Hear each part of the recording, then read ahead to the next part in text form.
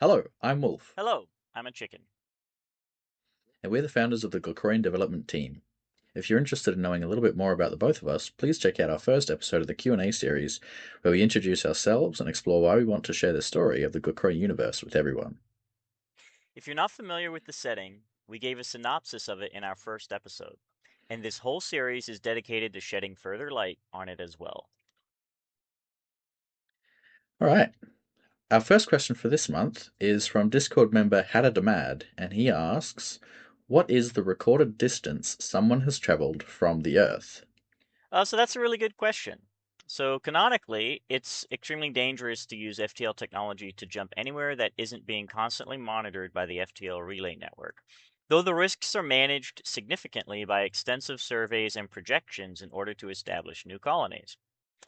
So far, we've only been able to write about two specific instances of humans deliberately getting as far from Earth as possible. But right now, the quote unquote borders of the Glacorian shogunate are about 55 light years at most from Earth. As for those two specific examples, we have Clan Fox, who left the shogunate in 2524 and ended up at an unrecorded destination somewhere far beyond the reaches of the current sphere. It's unclear exactly where they went or how far, but they returned to the Glacorian shogunate 2752 after having reduced their new colony into a toxic wasteland with unsustainable industrial practices, despite their claims otherwise. And we also have the Strategos Uncharted program, which is something we intend to explore narratively through several of our stories, games, and other media, which take place sometime after the current quote unquote modern Glacorian shogunate in 2865. This program sees the discovery of the Institute, the Auras or ORES, and many other alien nations far outside of the current borders of the shogunate. Likely, these distances would end up being somewhere between 100 to 200 light years from Earth. Our second question for the month comes from Discord member Duckaboo, who asks, does every system have as many gates as the Sol system does? Or is that just a quirk of the Sol system being the birthplace of humanity? Also, is there some upper limit to how many FTL gates can be in a system? So, no, not every system is as well developed as the Sol system is. This is similar to the contemporary world, where certain areas are far more developed than other areas. While the technology to build them is available, it can oftentimes simply be too expensive to build one, like a giant highway, Yep. for example. Or the utility that would come from building one would not comparatively be worth the investment. I mean, can you imagine building such a highway between, like a 7 lane highway between a town that has 100 people and a town that has 300 people? Yeah, like that's in the US so it wouldn't quite be like 7-lane highway, but in the US we have these things called bridge to nowhere, which is basically you build a bridge over to some island. A Hmm. few bridges to nowhere uh, are in Alaska, and they're these small no name, or not no name, but small towns, and they just Hmm. connect them to Alaska. There's that's Interesting. like a political phrase more than anything. Campaigning. Yeah. Yeah. So it doesn't sometimes something that one party calls a bridge to nowhere is not actually a bridge to nowhere. It's just like they focus on the fact that that town has only a few hundred people. But Yeah. then that town might also have a military installation like a forward rate, something like that. And it's like, well, Yeah. that's why there's a bridge, something Yeah. like that. There's more to it, but that would basically be a bridge to nowhere, like, or a road to nowhere, an Hmm. FTL gate to nowhere.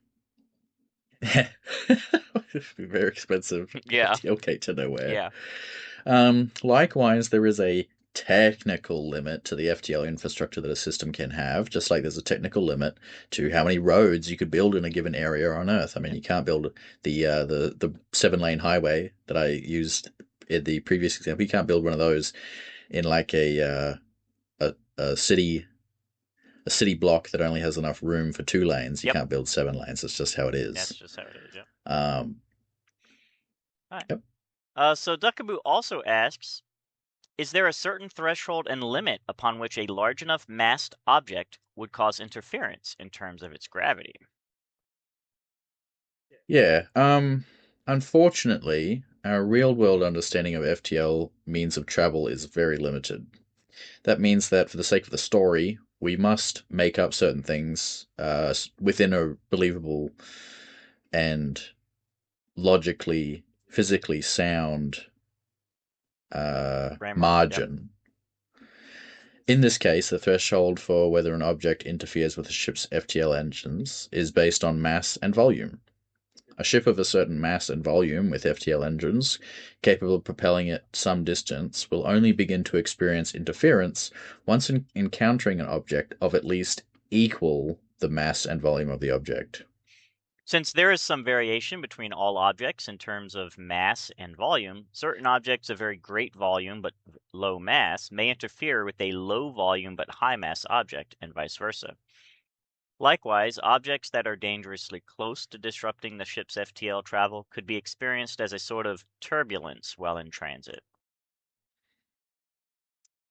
Duckaboo then also asks, how can each planet have a gate when previous statements have said that gravity interferes with FTL drives?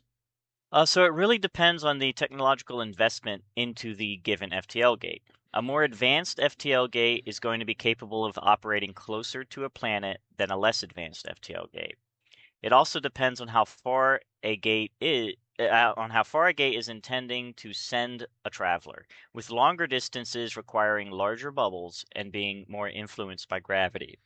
Short distance intra-system travel can be done with a cheaper gate and won't be too heavily influenced by resting close to a planet to risk failure.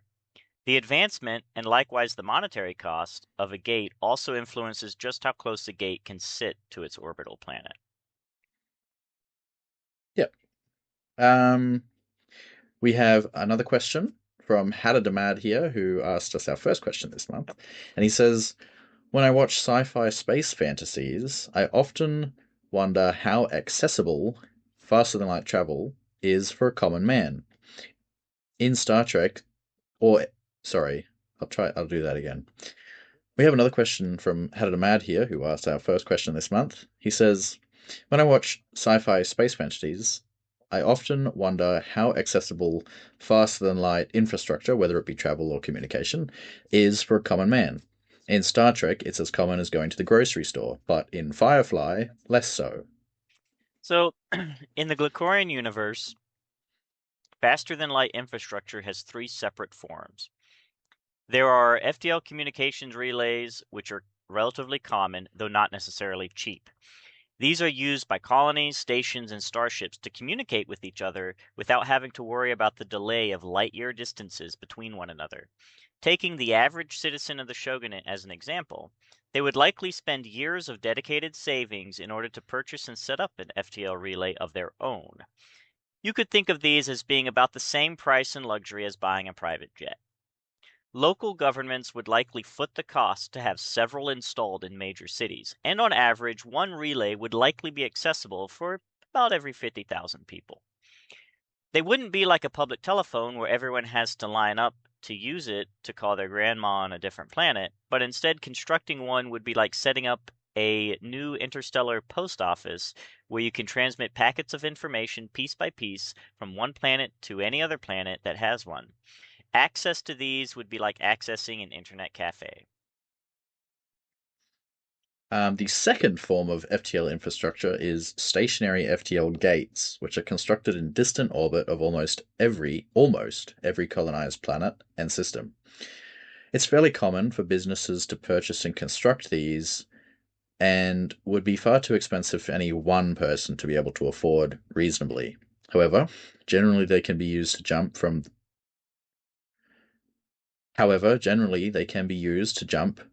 the gate to any designated location for a fee. The fee would probably be similar to the cost of moving house or buying an international plane ticket, so a couple $1,000.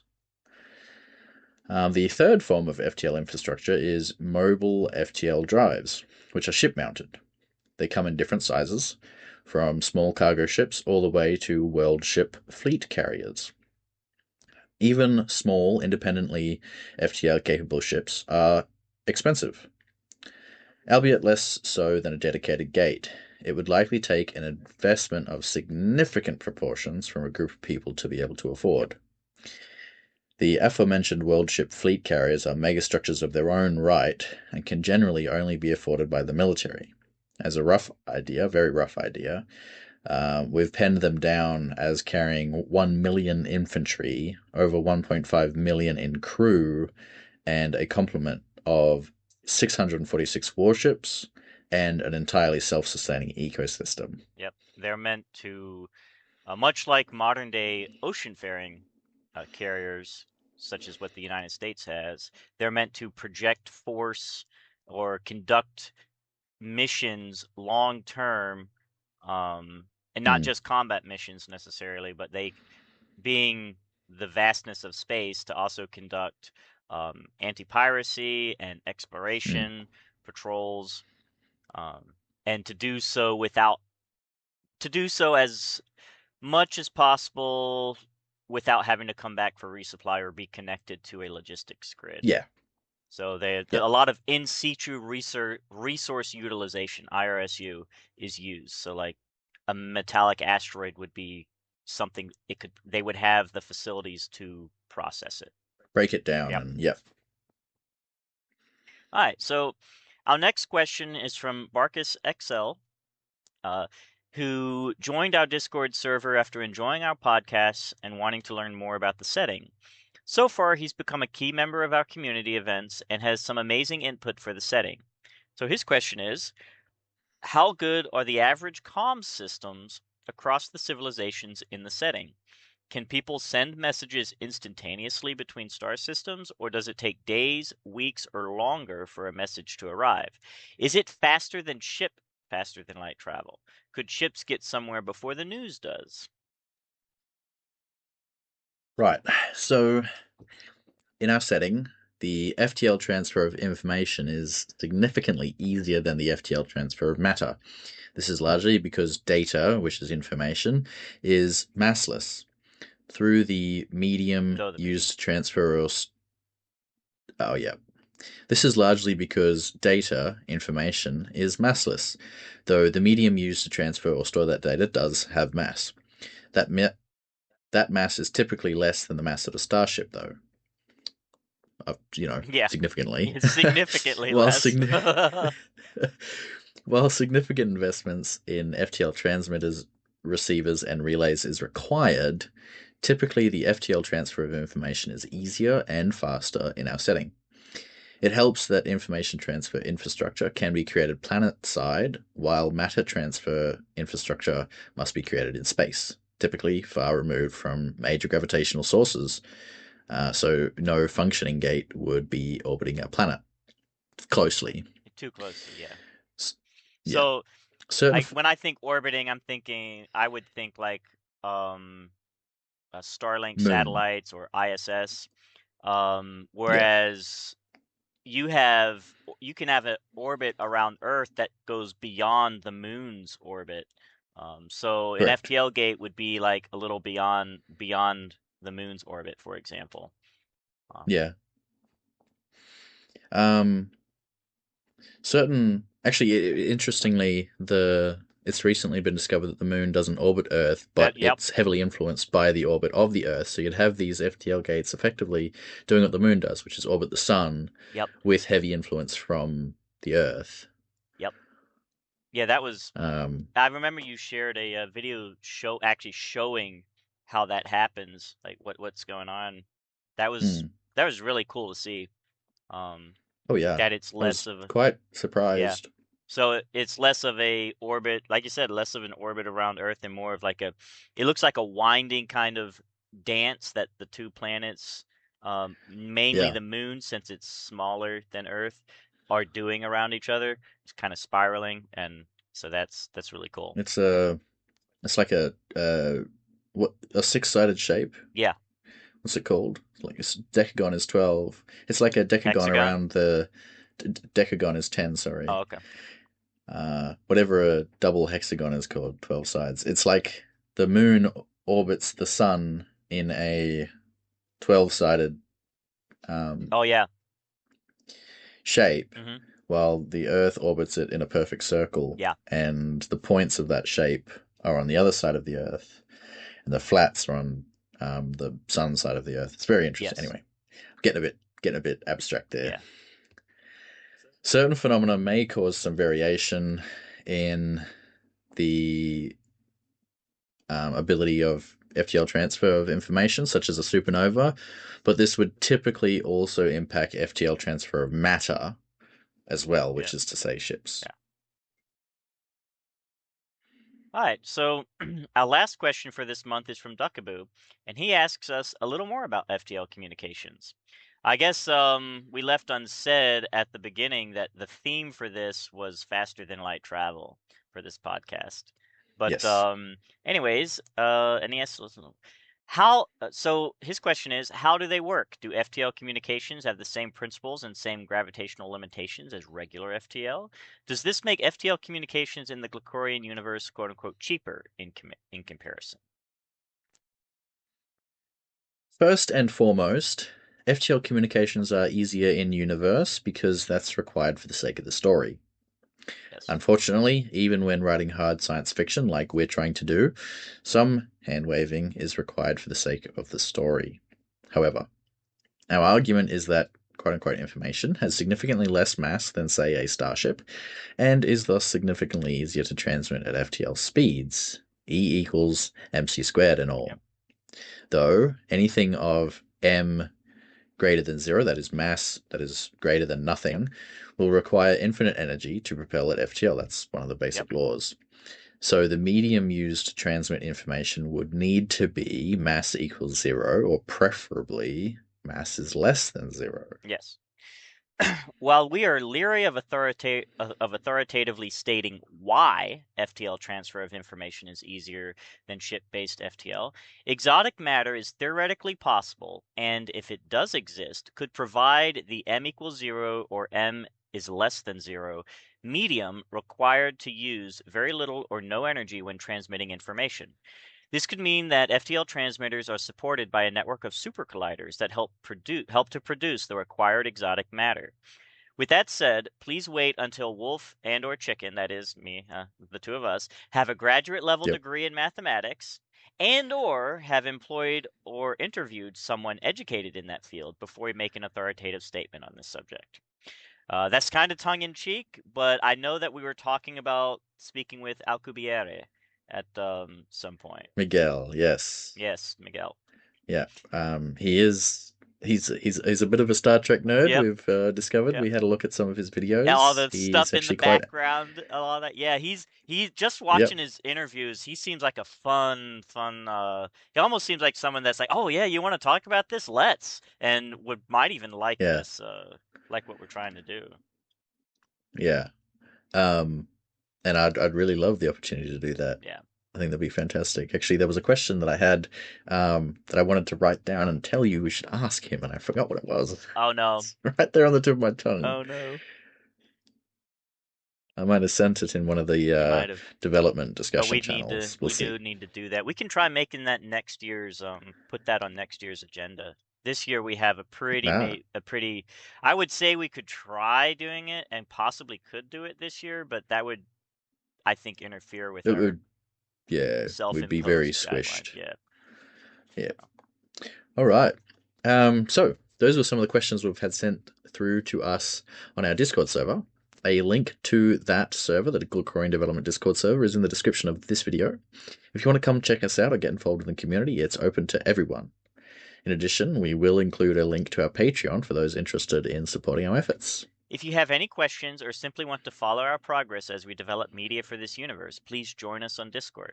If you want to support our efforts and can afford it, consider our Patreon. Thank you for listening.